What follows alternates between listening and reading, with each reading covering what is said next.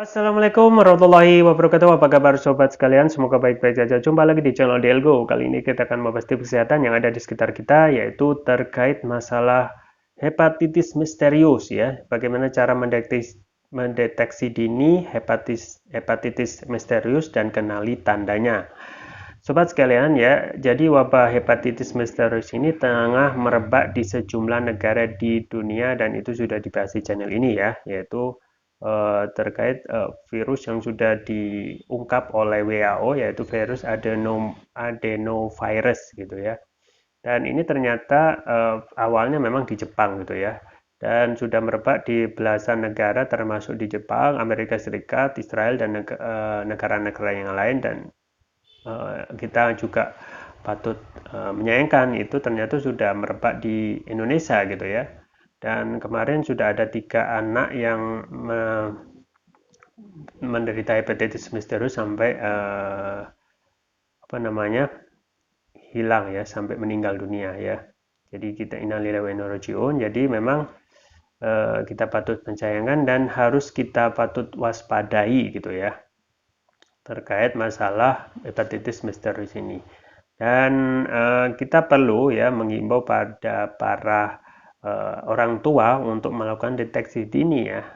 Nah, bagaimana cara deteksi dini hepatitis misterius ini ya? Ketua Umum Pengurus Pusat IDAI ya, Ikatan Dokter Anak Indonesia, itu mengatakan deteksi dini dilakukan saat menemukan gejala-gejala hepatitis hepatitis misterius pada anak ya.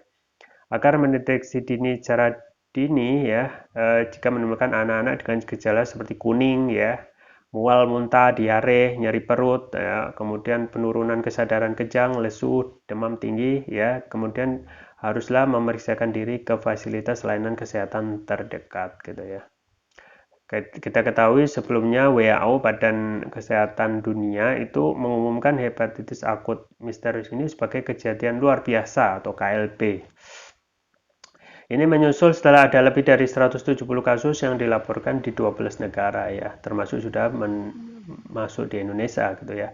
Hepatitis akut ini hingga kini masih belum diketahui penyebabnya ya. Pasien dilaporkan mengalami gejala antara lain urin menjadi warna gelap ya. Kemudian feses berwarna pucat, kulit menguning dan gatal. Di samping itu ternyata ada pula yang mengalami gejala nyeri sendi atau pegal disertai dengan demam tinggi, mual, muntah, ataupun nyeri perut. Pasien pun kehilangan nafsu makan, lesu, diare, disertai kejang ya. Jadi memang patut diwaspadai, memang kalaupun anak itu menderita ataupun ada gejala seperti itu, wajib segera diperiksakan ke fasilitas kesehatan terdekat. Dan selama ini ya, adapun virus yang terkait dengan hepatitis itu yaitu virus hepatitis A, B, C, dan D dan E ya. Namun tidak ada satupun pasien yang terinfeksi satu dari kelima virus tersebut ya. Justru yang ada itu beberapa pasien ditemukan terinfeksi SARS-CoV-2 atau adenovirus ya, yang sudah dibahas di channel ini tentang apa itu adenovirus ya. Kemudian kasus hepatitis yang berawal di Jepang ini pun masuk di Indonesia gitu ya. Dilaporkan ada 3 anak yang meninggal akibat hepatitis akut ya. Makanya itu PBID dan IDAI itu mengimbau seluruh tenaga kesehatan untuk mewaspadai gitu ya. Nah, sementara itu IDAI mendorong masyarakat untuk terus tenang ya, hati-hati guna mencegah infeksi ya. Sangat disarankan apa saja yang bisa dilakukan ya. Pertama, harus rajin mencuci tangan gitu ya. Kemudian minum air bersih dan matang.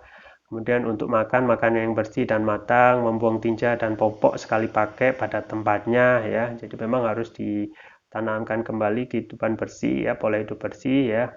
Kemudian protokol kesehatan itu jangan sampai dilepas gitu ya.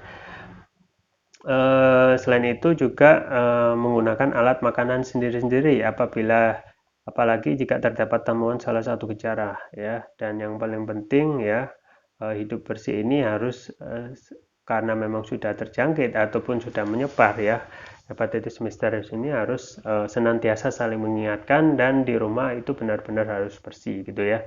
Maka apa namanya, kalaupun ada genangan air harus segera dibersihkan ya, kemudian sering membersihkan, kemudian memakai alat makan sendiri, dan yang paling penting karena kita meskipun sudah menurun ya COVID-19, tetap harus memakai protokol kesehatan,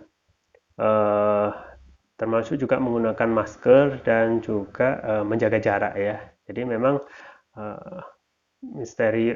hepatitis misterius ini memang sudah menjangkiti 120 negara ya, dengan 170 kasus, dan memang harus tidak boleh kita remehkan ya. Barangkali kalau kita kendor ya, permasalahan ini akan sama seperti COVID-19 yang akan merebak gitu ya. Dan ini memang juga harus diseriusi ya, supaya tidak ada korban jiwa lagi gitu ya. Dan yang paling penting adalah memang harus hidup bersih ya, karena bersih itu dan bersih pada hampir setiap rumah gitu ya. Dan memang harus diimbau juga untuk pemerintah daerah ya, khususnya dalam hal untuk kebersihan, dalam hal sampah itu memang benar-benar harus ditangani ya, supaya tidak ada unsur kebersihan ya yang akan menjadi faktor ya. Yang juga saya rekomendasikan untuk menjaga stamina dan imunitas tubuh adalah konsumsi propolis ya. Propolis yang saya rekomendasikan adalah Turkish Propolis Ruqyah ya. Khusus untuk Turkish Propolis Ruqyah, khusus untuk yang hepatitis misterius yang menyerang anak, saya rekomendasikan yang ini ya. Yang biru, yang ini sudah dikonsumsi oleh ribuan botol ya. Dan manfaatnya luar biasa. Sudah ada nanoteknologi ya. Nanoteknologi itu adalah teknologi yang dapat meningkatkan kelarutan dan penyerapan oleh tubuh, artinya dapat mempercepat penyerapan dan mempercepat penyembuhan terhadap penyakit. Kemudian untuk manfaatnya dapat menutrisi otak orang dewasa, menutrisi otak, kemudian dapat meningkatkan konsentrasi ya, membantu pemulihan stroke ya, membantu proses pertumbuhan pada anak dan remaja ya. Kemudian dapat meningkatkan stamina ya, khusus bagi yang kondisi untuk menjaga imunitas tubuh setiap hari ya.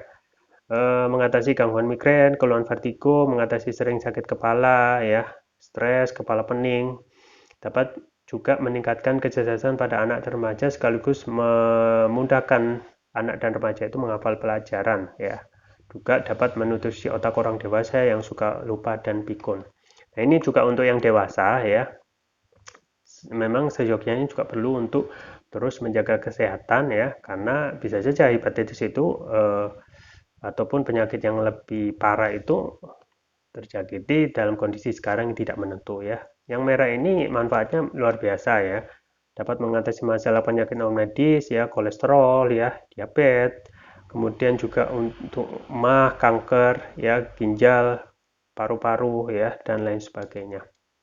Nah, ini keunggulan dari Turkish Propolis Ruqyah ini sudah mendapatkan sertifikat halal dari MUI ya, sertifikat dari BPOM, kemudian sertifikat dari INIA, International Nano Entrepreneurs Association gitu ya.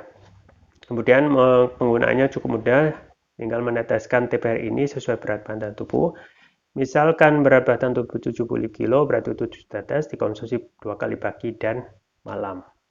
Untuk terapi berat ya, itu bisa 3 kali pagi, siang, dan malam. Ya, untuk anak-anak misalnya yang pakai yang biru ini bisa dikonsumsi sesuai berat badan tubuh, misalnya 40 kg, berarti 4 tetes ya, untuk menjaga imunitas tubuh ya, apalagi sekarang sudah masuk hepatitis yang misterius. Dan kami juga membuka peluang bisnis bagi Anda yang ingin berbisnis TPR ya, bisa bergabung di komunitas Kapapreneur. Dengan minimal pembelian 3 Anda sudah bisa mendapatkan bimbingan bisnis lengkap dan rutin ya. Jadi bisa Anda konsumsi dulu sendiri ya, kalau cocok Anda bisa rekomendasikan, Anda bisa jualan TPR atau Turkish Propolis Ruqyah. Ya, jangan lupa untuk selalu menjaga stamina imunitas tubuh dengan konsumsi rutin Turkish Probiotics Rukiah. Link pembelian ada di deskripsi atau bisa kunjungi toko online kami di Algo, di Tokopedia atau Shopee. Itu yang bisa saya sampaikan, semoga bermanfaat. Jangan lupa like, share, dan subscribe. Sampai jumpa lagi. Wassalamualaikum warahmatullahi wabarakatuh.